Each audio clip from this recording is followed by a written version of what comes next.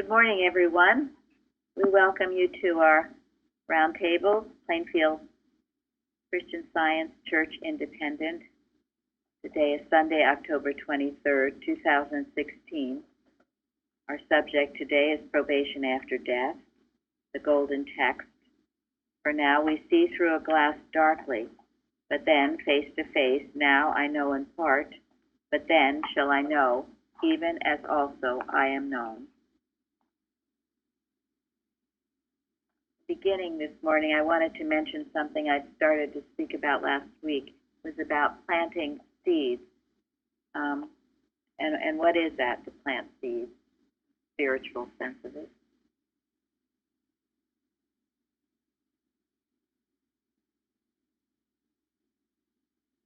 Spreading the truth so it can grow everywhere. Thank you. Spreading the truth so it can grow everywhere. And I was thinking, I've told this story, but my mother found Science and Health in an attic in an old Victorian home in Plainfield where she lived. Reading the book healed her of cancer. We began attending this Plainfield church, got to know Mrs. Evans, and all of those things led to here we are now with all of you. Who left that Science and Health in the attic? How long had it been there? We don't know. But look how that one seed prospered and grew. One seed. So you think about what you do in your daily life. You're sharing this truth. Sometimes when I travel, I'll leave a liberator in a hotel room or at a train station or even on the plane. Share this truth. Benjamin's told his story of how in Nigeria, someone had a healing thoughts that had been sent after we had put an ad in the USA Today about our church. And he found that, and that led him to coming here and being our clerk. You never know what one seed will do or how long it will take before it propagates. That Science and Health may have been in the attic for a long time. I don't know. And we don't know who did it or why, or even if they ever read the book themselves. But this shows. I don't know if you have any other stories like that. There are many big, beautiful stories like that.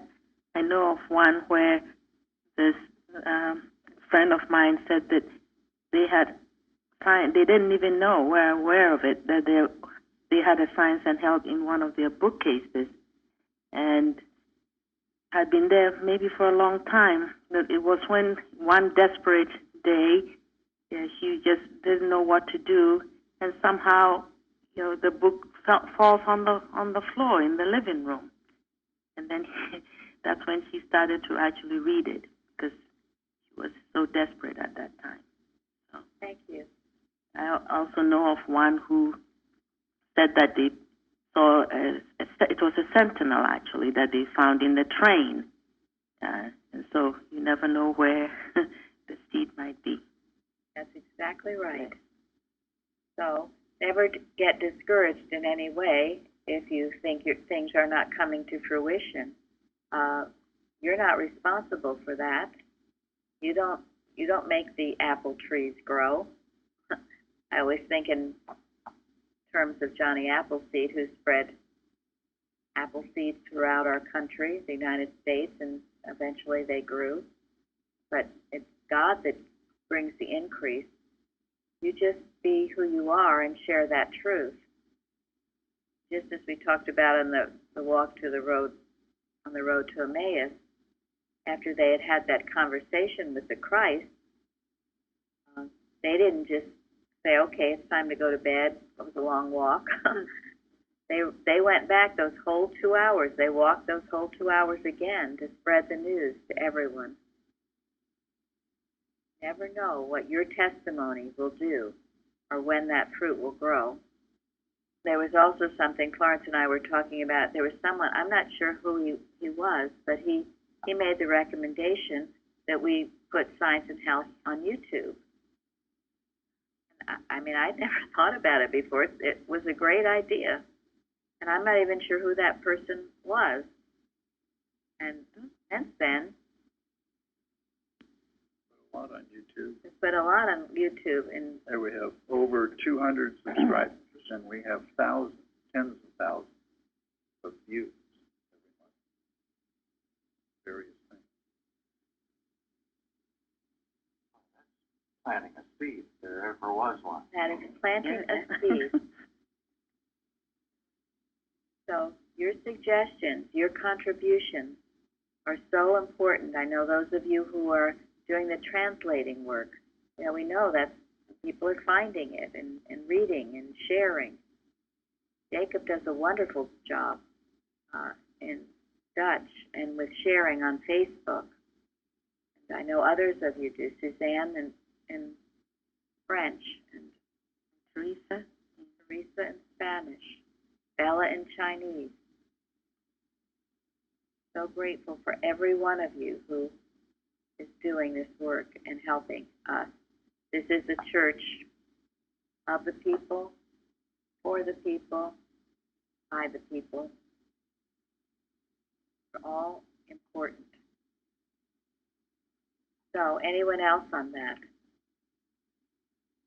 One time, I was over at the neighbors. The daughter was in first grade, and she was just having a terrible time with the schoolwork and everything. So I was new in Christian Science, so very excited to share. So I gave a quick synopsis.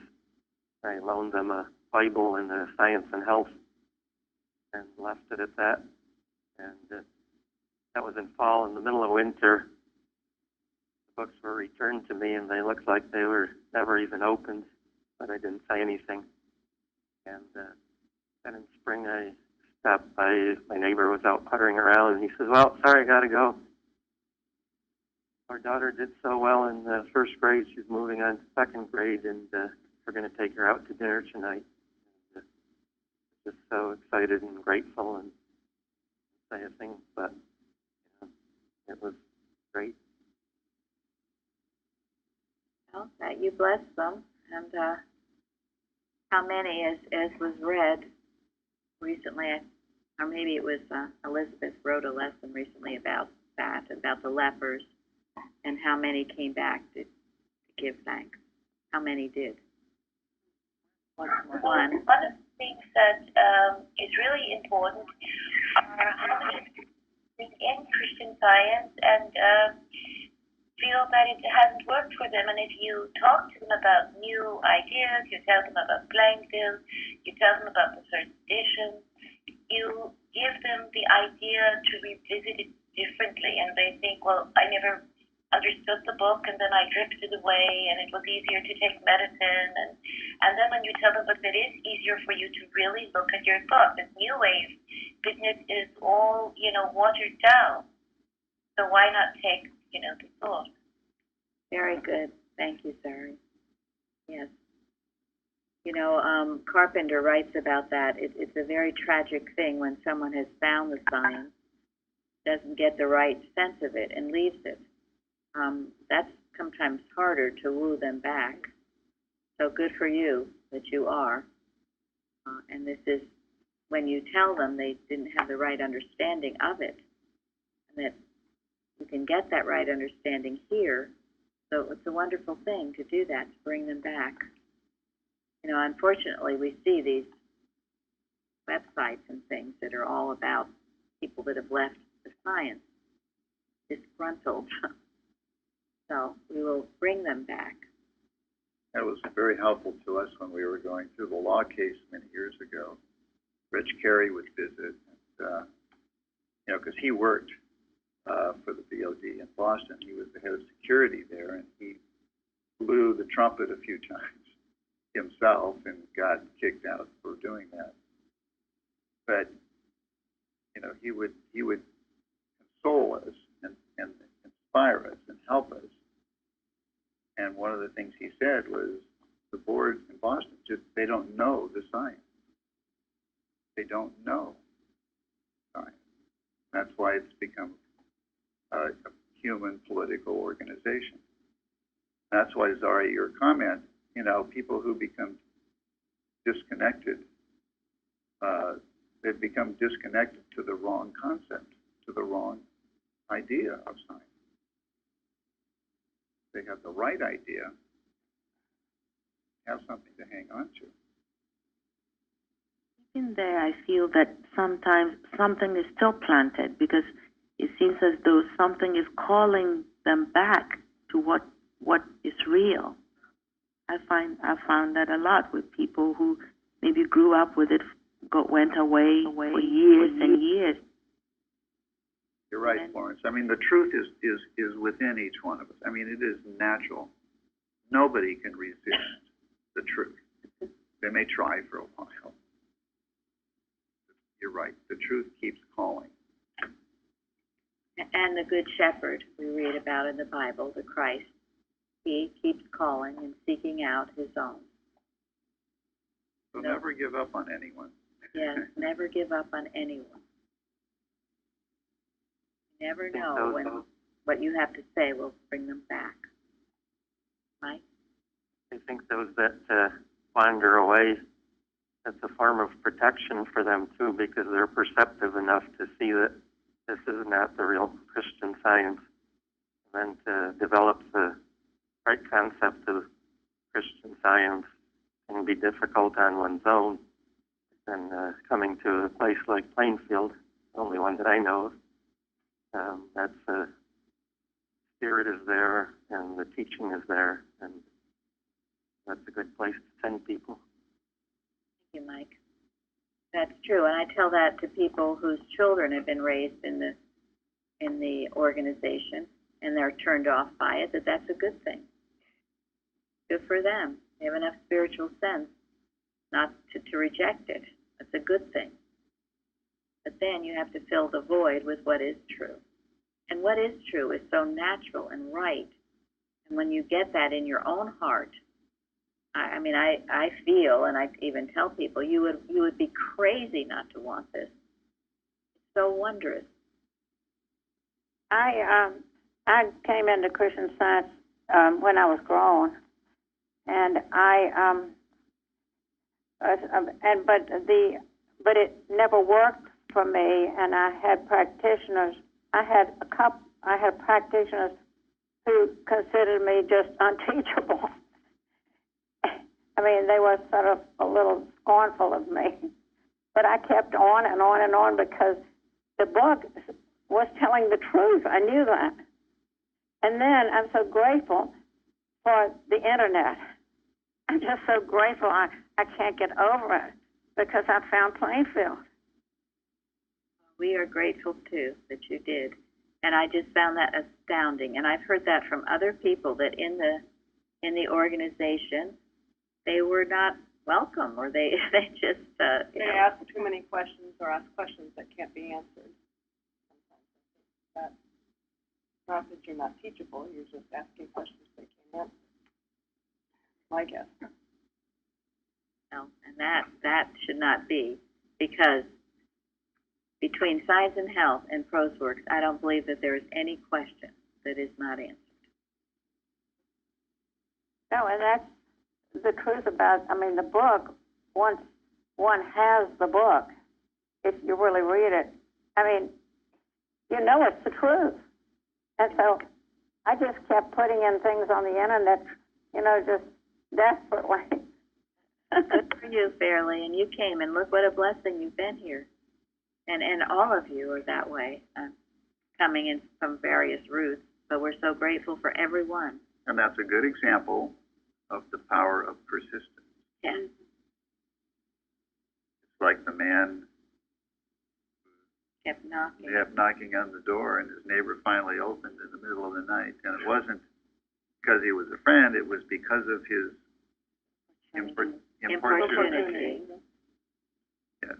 So keep knocking, keep persisting, and you will get it. Something just came to me that we can do when we're sharing this, is say, Christ in me, keep the Christ in them. That way you're seeing them right, you're not seeing them as a person, and getting this information to them, that they are Christ's child, and they can repeat. That is the absolute truth. Exactly. And that's the only attitude that works. That is. if you have an because they attitude, will feel what that you're Christ thinking love. of them, yeah. That is what works. If you think of them as somebody dumb who doesn't get it or doesn't know it, and you know it, and you're trying to give it to them, well, that's not going to work. That's not science. Seeing them as a child of God, ushering that thought in. So, anyone else? It's worth mentioning that when people seem resistant in the beginning, it could be your own children or grandchildren or what have you. That's a good sign in a way because they come back to it later in life. I'm thinking of my beloved grandmother. She used to talk about it all the time. It used to drive us crazy. It drove my dad and his three brothers crazy. When my dad got married to my mother, it drove her crazy. But you know, I think back on her, and I'm so grateful that she did teach us all that stuff. You know, when she was standing in the kitchen making cookies or something. And all the time she would talk about it. Because today, those seeds have taken root. Very grateful for that. Thank you.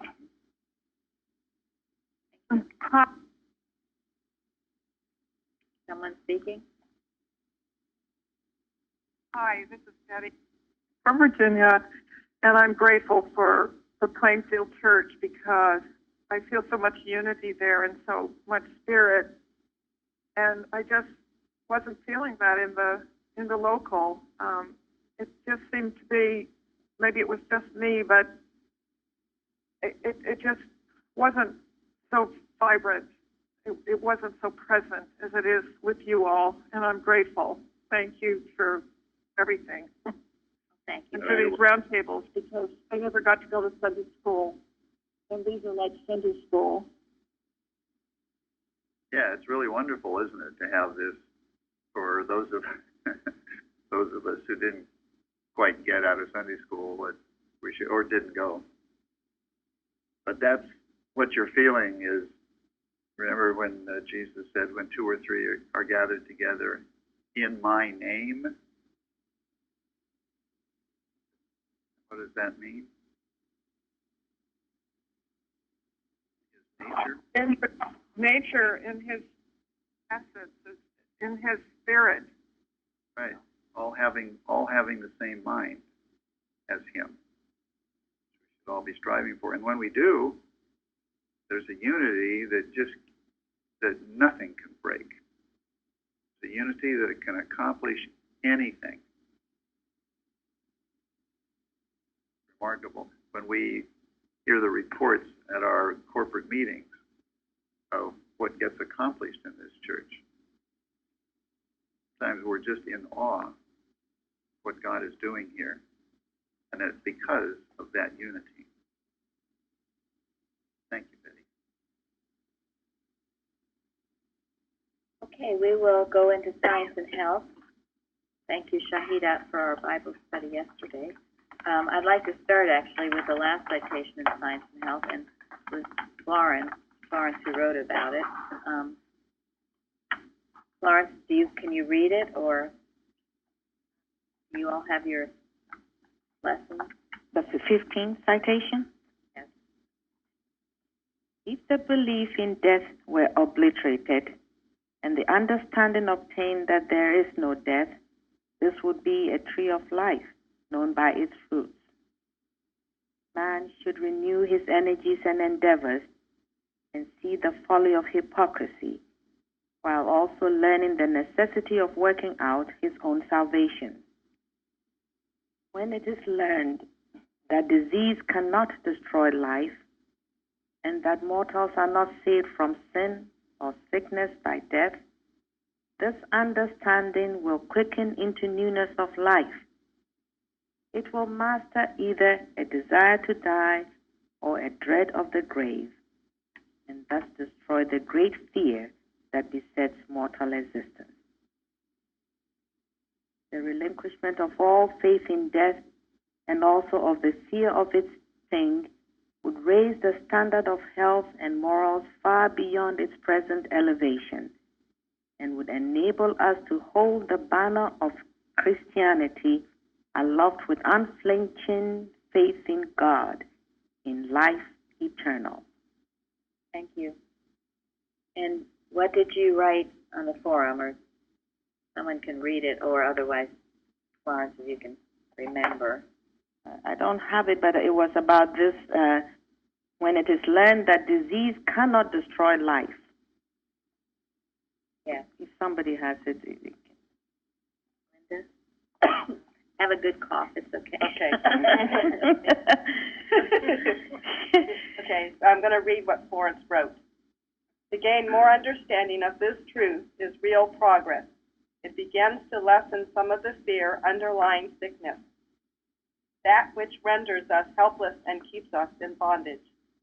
As I become more convinced that my life is, quote, entirely separate from the belief and dream of material living, unquote, Science and Health, page 14, the more I can appreciate this truth that disease is powerless to have any effect on my real life.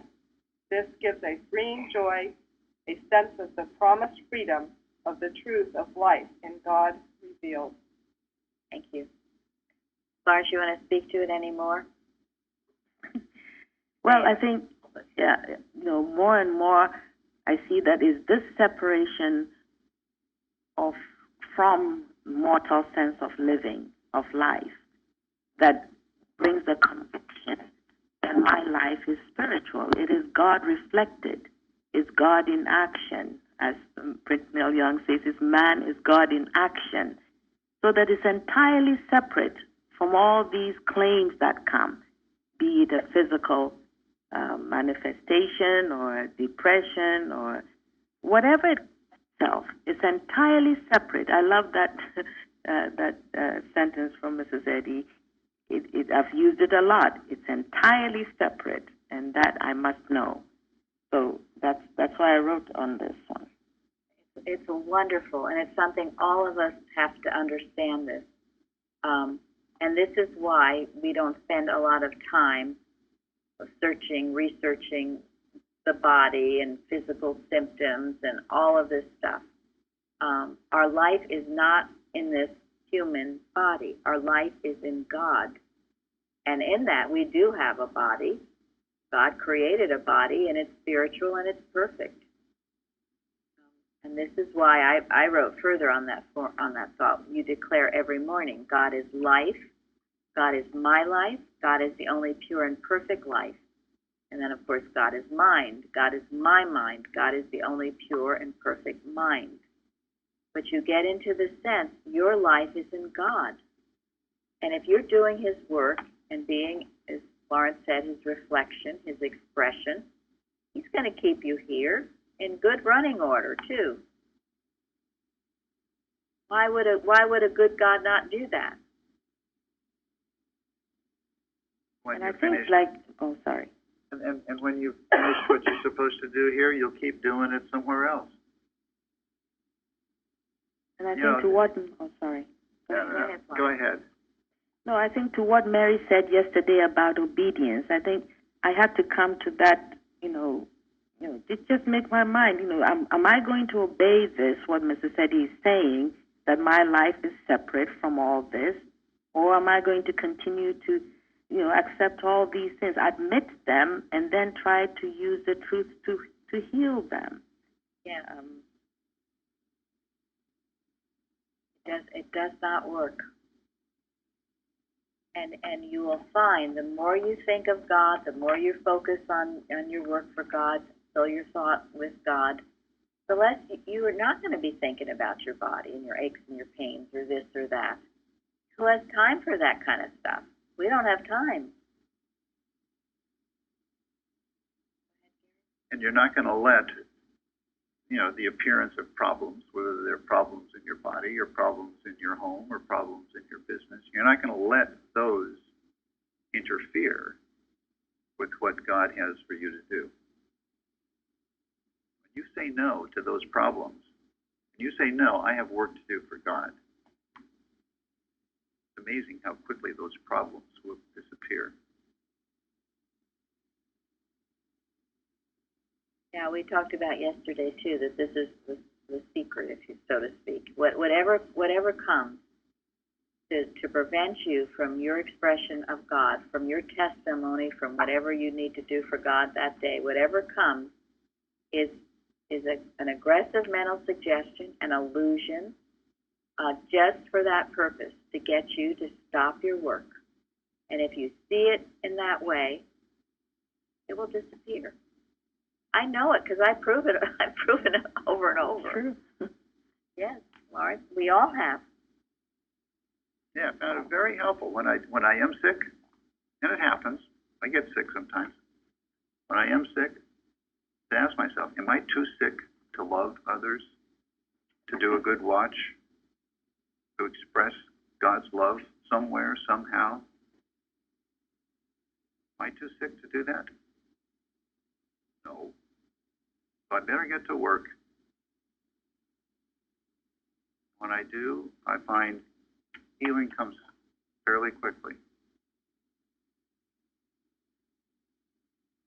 Same thing. Am I too poor to do a good watch? Express love to others? No.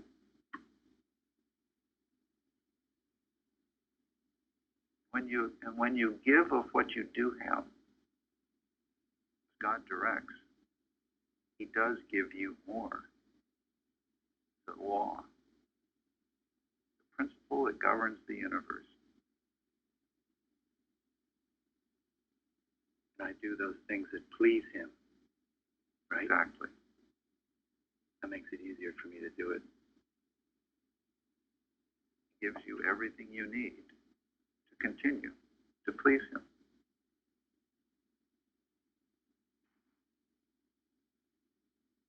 One that the hand that's open to give is open to receive. But that's not what you do it for, but you can't help but get good when you're doing good. Yes. And the more that you do this, the more the obedience, as Florence just mentioned, as we talked about yesterday, this is all obeying God, these things. They're obeying God. And the more you obey Him, the more peace you'll have, the more health, the more joy, the more harmony.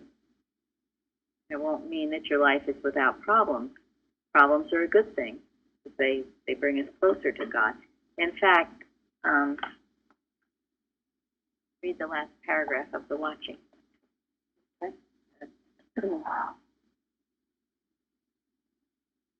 This is from the watch number 107.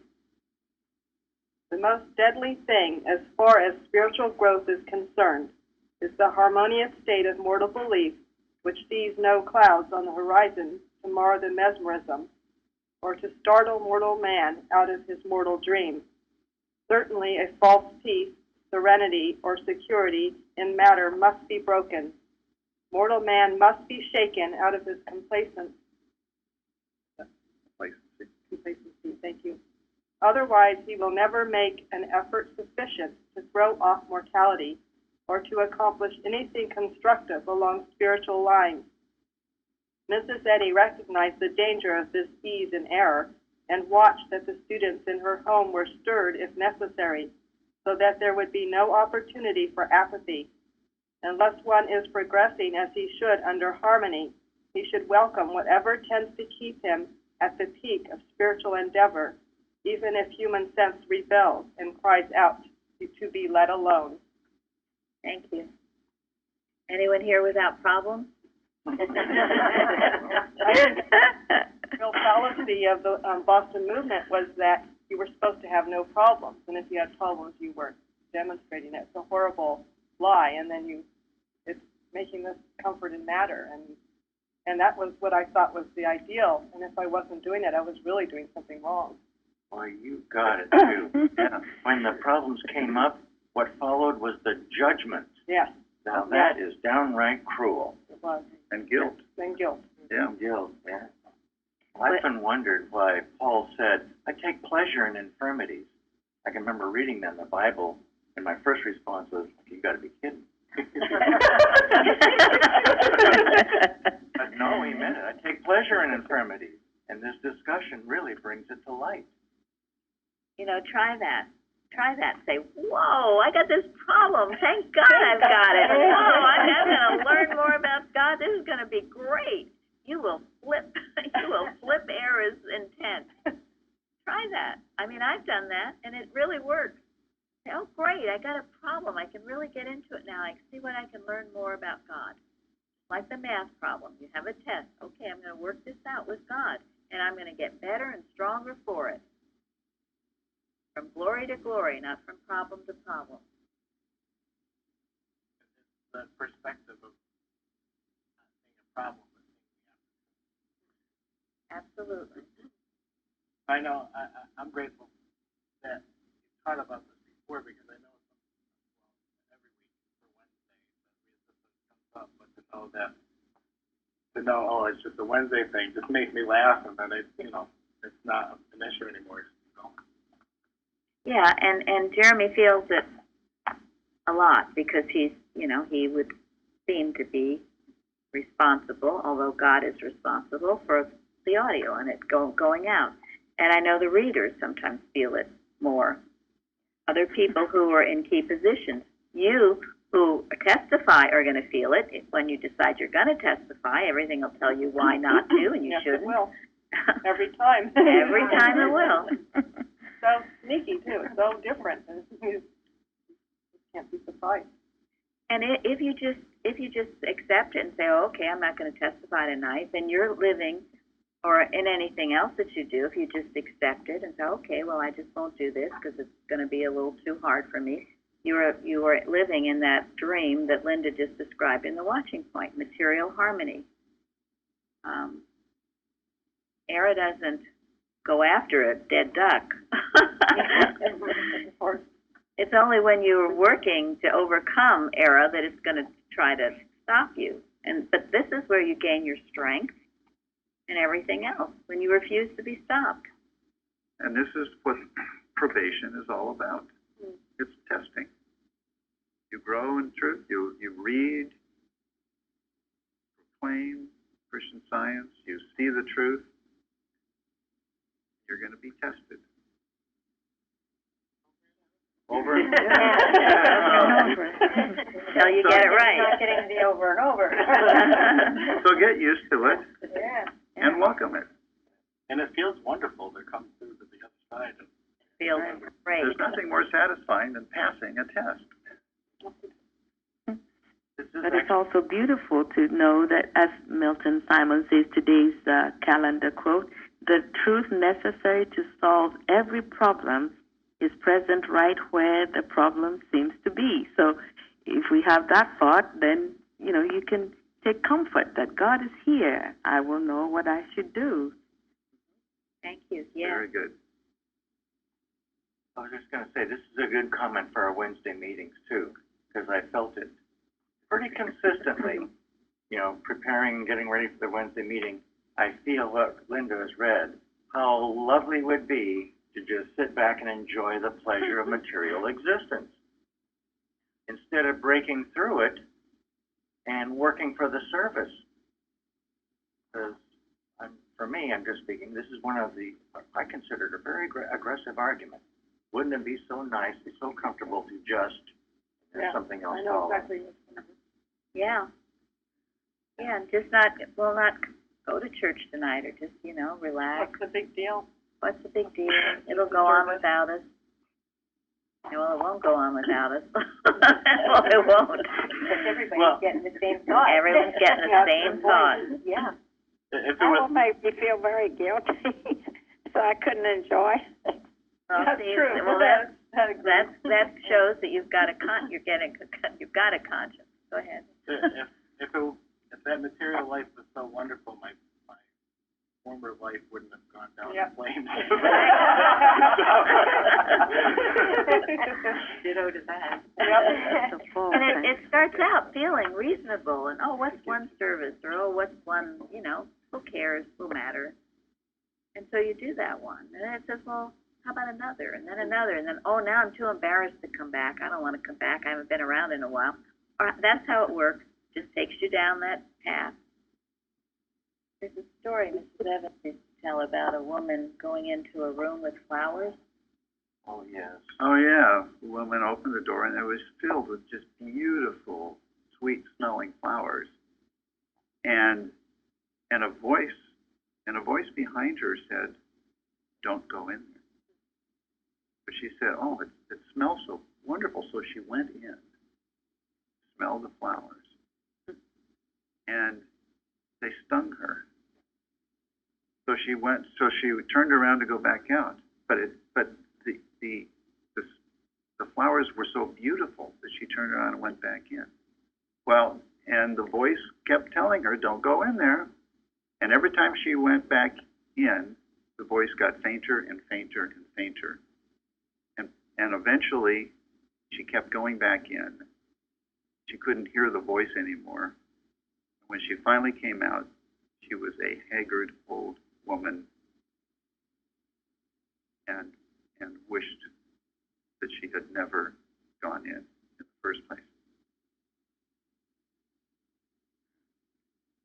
That's the result of human thinking, the pull of human harmony, wanting to just relax in matter. You're going to get into that atom dream, and you are going to end up with all the et ceteras of it. And then you're going to cry out, "Oh, God help me, God help me." And God will. God is always there to help you. But as we talked about too, when you put, we call it money in the bank of God. You put money in your bank of God, and you've been faithful and working the truth and learning your science and working your science. When you have a problem, it's a lot easier to come out of it than when you're so deep down in total hell. I mean, we've all been there, I'm sure, and we've all had to crawl our way up. But once you get out, why go back? Who wants to have that crawling experience? So don't go in and smell those flowers.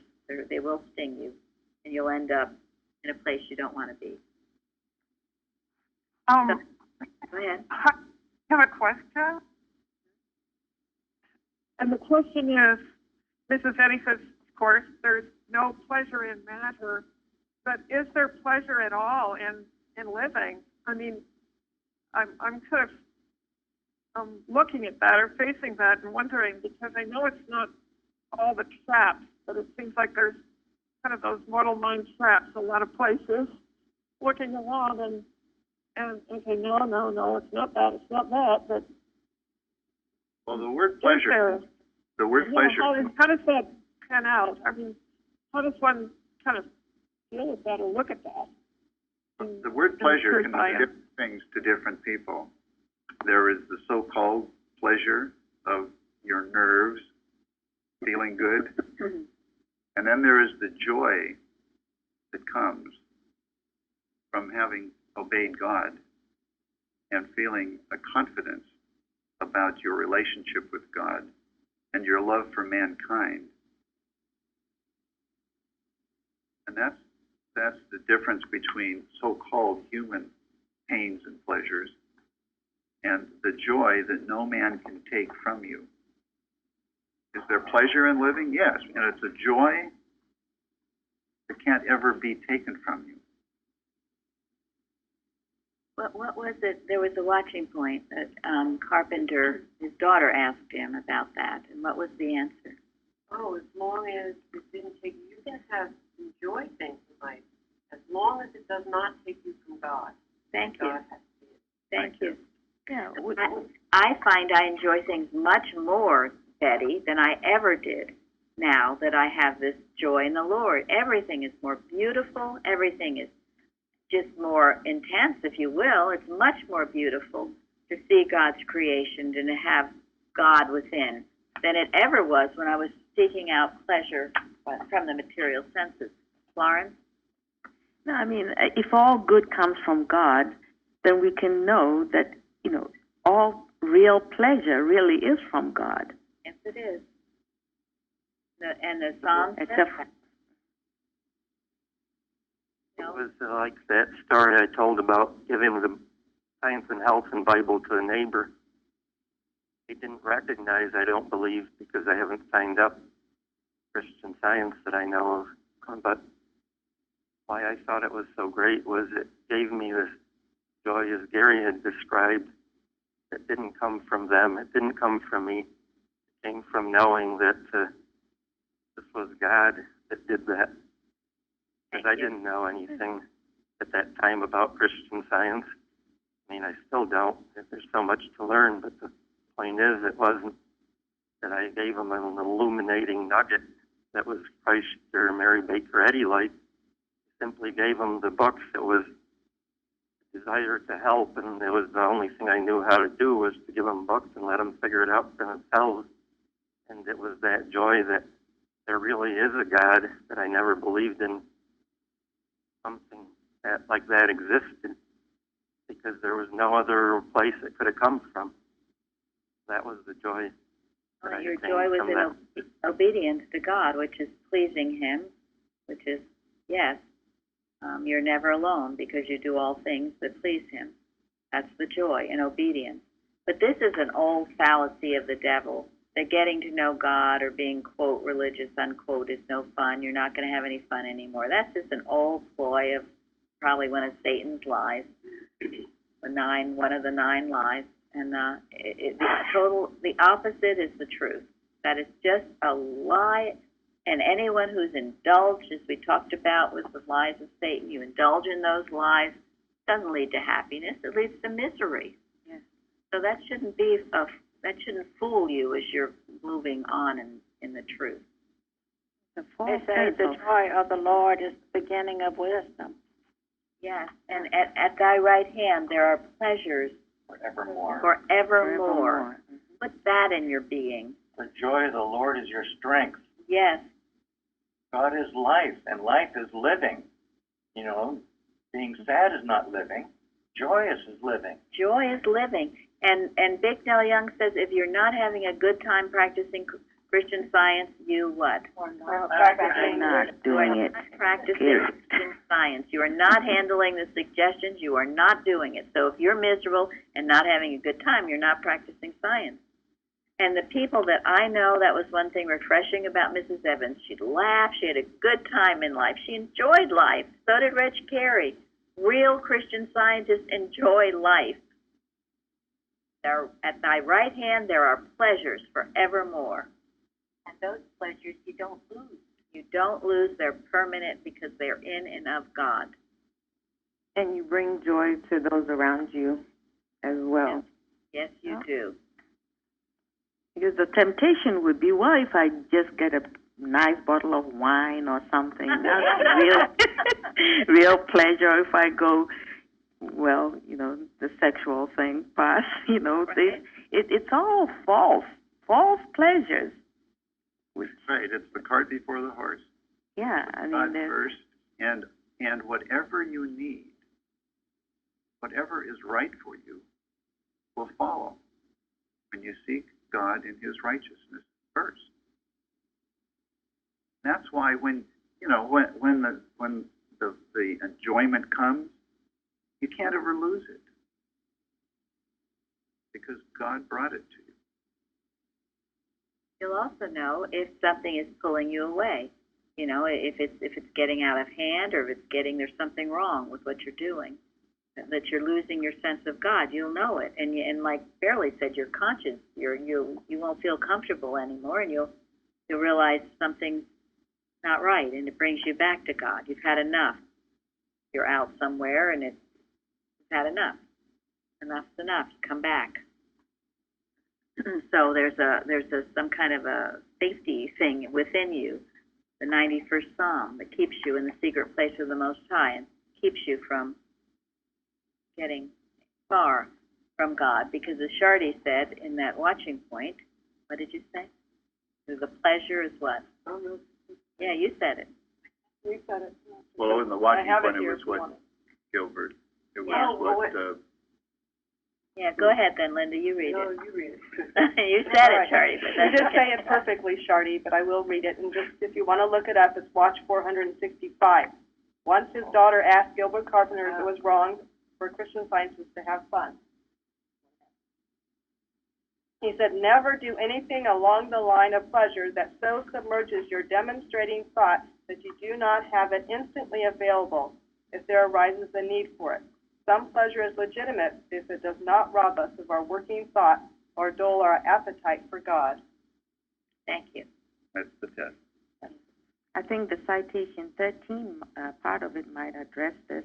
I'm not quite sure. Anyway, it says, passions, selfishness, false appetites, hatred, fear, all sensuality yield to spirituality, and the superabundance of being is on the side of God good. Thank you. Yes. Right, and that's describing the process the truth goes through. It describes the result of the chastening.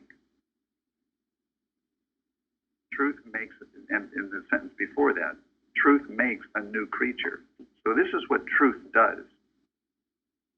It causes all of these human passions and selfishness and so forth to yield to spirituality.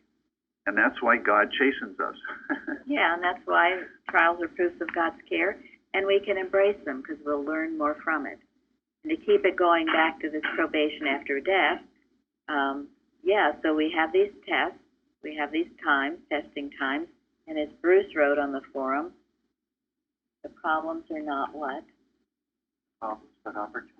Opportunities, and they're not a badge of what? They're not a badge of shame. They're not a badge of shame. They're right. God's given you a chance to do something good. Yes. You gain something good. And if you don't learn the lessons here, what's going to happen? You're going to do them afterwards. You're going to do them afterwards. And that's what Gary originally said when we were talking about, you're immortal, you're going to prove it, and there is no death. Death is nothing to be feared, which is originally what Florence read in that last citation in the lesson. Nothing to fear. You're going to go on, so why not take the lessons here and now and learn them here and now? Because there's no escaping it. Can't escape it, so don't try. Doesn't work. And so what about Enoch in the lesson?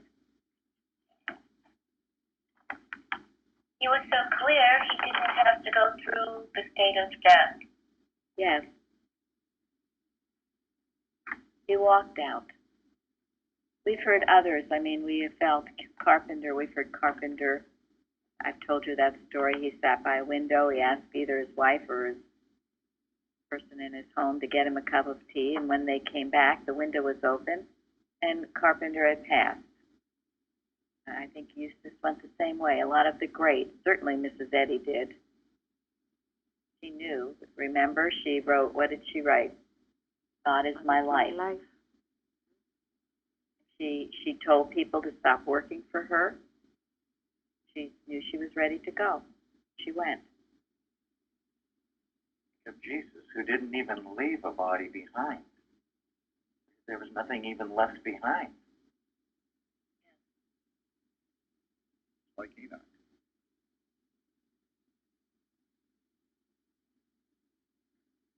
So these are good things to think of now, to know that you're immortal, you're ageless, diseaseless, and deathless. You don't fear or dread death and all the et ceteras of it. It brings out in the lesson that our progress, purification of sense and self, is proof of progress. And it is a warfare with the flesh in which we must conquer sin, sickness, and death, either here or hereafter, certainly before we can reach the goal of spirit or life in God. So every day, she says this, well, every day makes its demands upon us for higher proofs rather than professions of Christian power. These proofs consist solely in the destruction of sin, sickness, and death by the power of spirit as Jesus destroyed them. This is an element of progress, and progress is the law of God, whose law demands of us only what we certainly can fulfill. Every day you have opportunities to overcome sin, disease, and death. You might not see it as that. Just because you're not healing, cancer or something like that. But if you are healing and taking up false suggestions, false beliefs, you are healing and overcoming sin, disease, and death. Every time you do it in your own thought, you are overcoming and you are making progress. And if you do it consistently, and you'll never have to meet those huge problems later on down the road, because you will have consistently destroyed them day by day by day, every day, making its demands. This is probation after death and before death and all the time. Okay, the bell is rung already. Thank you all for your participation, and I'm going to have Gary read something I found yesterday. It's in Christian Science versus Pantheism, page 14. It's called A Prayer for Country and Church. Gary did an audio of it yesterday, which we'll put on YouTube. We're probably going to be using it for our watch message. Melissa from Australia was talking to me, and sorry, said it too. The news about our country is horrendous. I blame it a lot on the media because I feel it's sensationalism, propaganda. It is just taking the worst thing that is ever said and just exploding on it and making it headlines. So it's not the truth about our country, but we need to do work and make sure we keep the integrity and the purity of it. So this is Mrs. Eddy's prayer for country and church. And she wrote it in the 1890s. Pray for the prosperity of our country and for her victory under arms, that justice, mercy, and peace continue to characterize her government, and that they shall rule all nations. Pray that the divine presence may still guide and bless our chief magistrate, those associated with his executive trust, and our national judiciary. Give to our Congress wisdom, and uphold our nation with the right arm of his righteousness. In your peaceful homes, remember our brave soldiers, whether in camp or in battle. Oh, may their love of country and their faithful service thereof be unto them life preservers. May the divine love succor and protect them, as at Manila, where brave men, led by the dauntless Dewey and shielded by the power that saved them, sailed victoriously through the jaws of death and blotted out the Spanish squadron. Great occasion have we to rejoice that our nation, which fed her starving foe, already murdering her peaceful seamen and destroying millions of her money, will be as formidable in war as she has been compassionate in peace. May our Father, Mother, God, who in times past hath spread for us a table in the wilderness and in the midst of our enemies, establish us in the most holy faith.